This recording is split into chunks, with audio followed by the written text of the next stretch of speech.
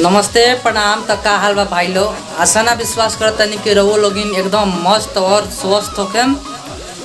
आजकल आलमराज भी कंट्रोवर्सी में आ गए बड़न। तो देखा लो भाई लोग, सिंगर के कोनो जाति या कोनो धर्म से कोनो मतलब ना रहेला, कोनो धर्म भी ना होला। ठीक बा भाई लोग, सिंगर के कोनो जाति ना होला।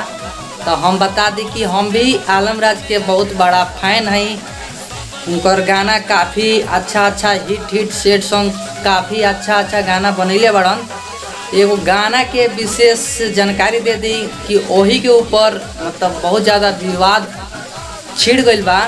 जौन गाना के बोल बा, गंगा जल लेके देखो मुसलमान चलल बा।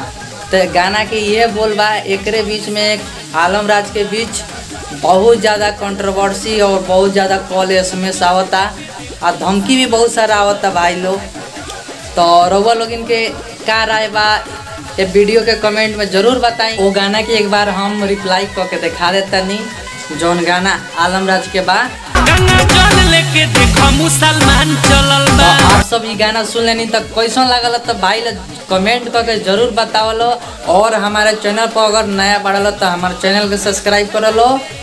और ऐसा ही वीडियो लेके आते रहें। तब फिर मिलते हैं अगला वीडियो में। तब तक के लिए best of luck. So thank दोस्तों, दिल से लव यू।